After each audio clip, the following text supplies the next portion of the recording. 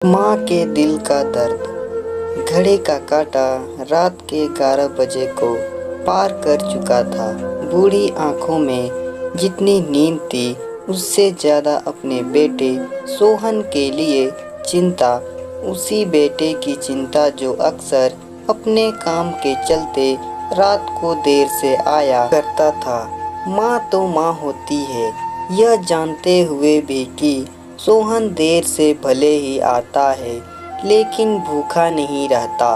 किसी पार्टी में या फिर खुद के ऑफिस में ही खाना खा लेता, फिर भी बिना उसके घर पहुँचे अन्न का एक भी दाना अपने पेट में नहीं डालती थी, इस उम्मीद में कि खाने के टेबल पर ही अपने बेटे के साथ थोड़ा समय बिता सके और अपने अकेलेपन को दूर कर सके। अकेलापन इसलिए क्योंकि इकलौता सोहन, वो भी कुंवारा और दुनिया को 5 साल पहले अलविदा कर चुके पति, जिनके जाने के बाद सोहन ने उनका कारोबार अच्छे से संभाल लिया और दिन और रात से ज़्यादातर समय बाहर ही बिताने लगा। हाँ, एक काम वाली बाई सुमन थी जिससे वह थोड़ी बातें कर लिया करती, लेकिन वह बेचारी भी क्या करती, उसे और जगहों पर भी काम पर जाना होता, इसलिए वह भी उन्हें ज़्यादा समय नहीं दे पाती। अब रात के 1 बज चुके थे। कविता अभी भी सोहन का इंतजार कर रही थी कि तभी दरवाजे की बेल बजी। कविता तुरंत उठी और जल्दी से दरवाजा खोला। सोहन फट से घर के अंदर घुस गया। कविता ने उसे डांटते हुए कहा, आज फिर से लेट। सोहन चिढ़ते हुए बोला, क्या मुझे शौक है, मीटिंग थी जरूरी। कविता बोली, अच्छा चिढ़ मत, चल खाना खा ले, तेरे पसंद की सब्जी बनाई है। सोहन फिर ऊंची आवाज में बोला, माँ तुमसे कितनी बार कहा है मेरा इंतजार मत किया करो, खाना खाकर सो जाया करो, क्यों खुद को और मुझे परेशान करती हो। सोहन के मुंह से आ रही शराब की दुर्गंध को पहचान कविता बोली, तू शराब पीकर आया है, तुझे शर्म नहीं आती। सोहन चिल्लाकर बोला, हाँ तो कौन सा पाप कर दिया है मैंने, चुपचाप खाना खाओ और सो जाओ, आपकी बकवास सुनने के लिए वक्त नहीं है मेरे पास। सोहन गुस्से में अपने बेडरूम में चला गया और सीधे जाके बेड पर लेट गया। नशे के कारण अगले ही मिनट उसे गहरी नींद आ गई। कविता उसके कमरे में आई, उसके जूते और मोजे उतारे, उसे चादर ओढ़ाई और पास बैठकर उसके सर पर हाथ फेरते हुए गहरी सोच में डूब गई। घंटे भर वहां बैठने के बाद अपने कमरे में जाकर सो गई। सुबह सोहन के कमरे का दरवाजे पर सुमन ने दस्तक दी। नींद में ही बेटे ने पूछा, कौन है? सुमन बोली, मैं हूँ मालिक, कमरे में झाड़ू लगाना है। सोहन बिना आंखें खोले ही बोला, ठीक है, सफाई करके दरवाजा बंद करके जाना। सुमन अपने काम में लग गई। झाड़ू मारते मारते सुमन की नज़र बेड के नीचे पड़े वॉलेट पर पड़ी, जिसमें कुछ जरूरी कार्ड्स के साथ ही कई नगद रुपये भी थे। सुमन ने वॉलेट उठाया, एक बार वॉलेट को और एक बार सोते हुए अपने मालिक को देखा, फिर वॉलेट को उसके तकिए के पास रख कर चली गई। सवेरे 10 बजे सोहन उठकर अपने ऑफिस को निकल गया। रास्ते में पेट्रोल पंप पर पेट्रोल भराने के लिए गाड़ी रोकी और पैसे देने के लिए वॉलेट निकाला, तब उसमें पैसे थे नहीं। उसके वॉलेट को अच्छे से चेक किया, फिर भी उसे पैसे नहीं दिखे। अंत में वह कार्ड से पेमेंट कर ऑफिस चला गया। ऑफिस पहुंच सोहन अपने बिजी शेड्यूल में लग गया।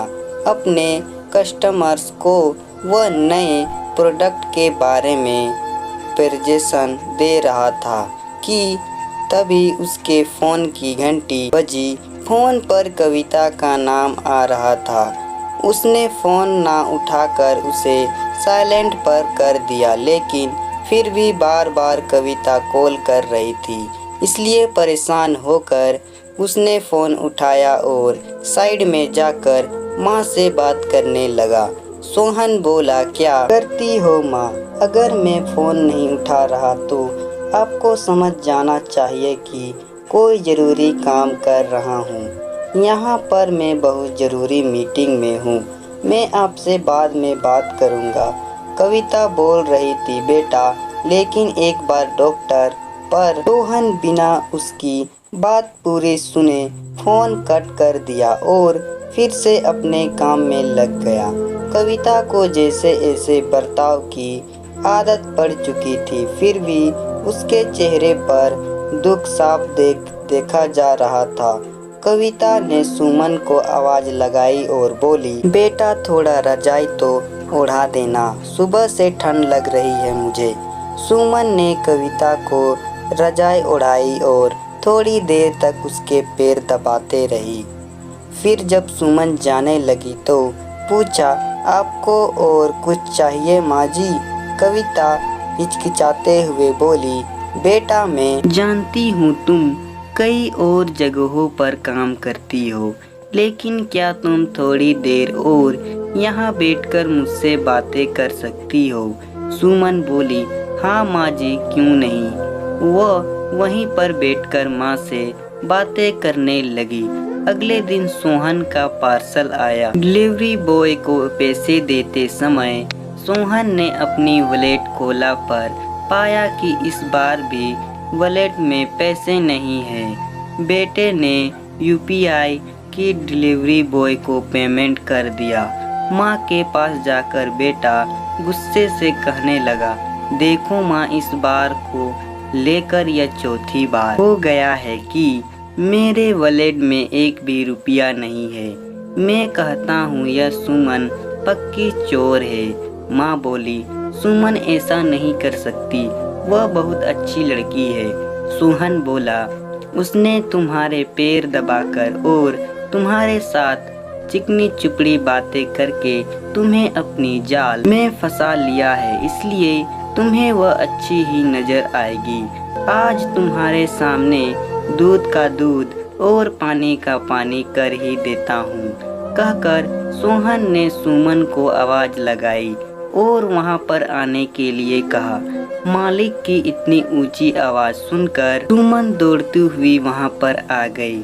उसने तुरंत सुमन पर आरोप लगाते हुए कहा, अगर तुम्हें किसी चीज की या पैसों की जरूरत थी तो मुझसे कह दिया होता, मैं तुम्हें दे देता। चोरी करने की क्या जरूरत थी? सुमन को पहले कुछ समझ में नहीं आया, फिर जब वह समझ पाई कि उसको चोर कहा जा रहा है तब वह बोली, मैंने ऐसा कुछ भी नहीं किया है मालिक। अच्छा तो पुलिस बुला लेता हूँ, वही अब सच सामने लाएंगे। सोहन ने गुस्से से कहा। सुमन डरते हुए कविता की तरफ देखने लगी। कविता ने अपने बेटे से कहा, सुमन ने चोरी नहीं की है, वॉलेट में से पैसे मैंने निकाले हैं। सोहन ने कहा, माँ तुम उसे बचाने की कोशिश मत करो। कविता ने कहा, मैं उसको बचाने की कोशिश बिल्कुल नहीं कर रही हूँ, बल्कि वही कह रही हूँ जो सच है। सोहन आवाज थोड़ी धीमे करते हुए बोला, तुम्हें ऐसा करने की क्या जरूरत थी माँ? तुम मुझसे बोल देती, क्या मैं तुमको पैसे नहीं देता? तुमसे कुछ भी बोलने के लिए तुम यहाँ पर रहते ही कब हो? जब सामने आते हो तो सोने चले जाते हो और जब फ़ोन करती हूँ तो बिना बात किए ही फ़ोन काट देते हो। अब तो तुमसे बात करने के लिए भी मुझे तुम्हारे ऑफिस में अपॉइंटमेंट लेनी पड़ती है, तब जाकर मेरा फ़ोन तुम पर ट्रांसफ़र किया जाता है। जितने पैसे घर खर्च के लिए तुम देते हो वह तो घर खर्च में ही ख़त्म हो जाते हैं। उसके अलावा भी कई खर्च हैं जिनके बारे में तुम नहीं जानते। आजकल मैं कितनी बार बीमार हो जाती हूँ, तब सुमन ही मुझे डॉक्टर के पास ले जाती है और मेरी दवाई करवाती है। और तो और बेचारी अपनी दूसरी जगहों पर काम छोड़कर मेरे कहने पर मेरे साथ समय बिताती है, जिससे मेरे अकेलापन थोड़ा कम हो पाता है। तो मेरे भी फर्ज बनता है उसे उसकी एक्स्ट्रा सर्विस के लिए एक्स्ट्रा पैसे दूं। इसलिए मैंने तुम्हारे वॉलेट से पैसे निकाल कर उसे दिए। काश मैं तुम्हारे पैसों की जगह तुम्हारा समय चुरा पाती तो मुझे तुम्हारे वॉलेट को छूने की कभी भी जरूरत ही नहीं पड़ती। सोहन अपनी माँ की यह सारी बातें सुन रहा था और उसे इस बात का एहसास भी हो रहा था कि पैसों की भाग दौड़ में उसने अपनी माँ को बहुत पीछे छोड़ दिया था। सोहन ने कविता से माफ़ी मांगते हुए कहा, देखो माँ, मैं समझ गया हूँ कि मैं बहुत गलत बर्ताव कर रहा था आपसे। अब तक जो भी हो गया मैं उसे तो नहीं बदल सकता, लेकिन इतना वादा कर सकता हूँ कि अब आगे से आपके लिए वक्त ज़रूर निकाला करूँगा। दोस्तों, हमें कामयाबी और पैसों के पीछे इतना नहीं दौड़ना चाहिए कि हमारे अपने हमसे इतनी दूर हो जाए कि फिर हम उनसे कभी मिल ही ना पाए। हम बड़े हो रहे हैं यह याद रखने की ज़रूरत है, लेकिन यह भूलना भी नहीं चाहिए कि हमारे बड़े अब बूढ़े हो रहे हैं और अब उनको हमारी ज़रूरत ज़्यादा है। तो दोस्तों, कहानी पसंद आए तो वीडियो को लाइक करें और साथ ही साथ चैनल को सब्सक्राइब भी कर दें।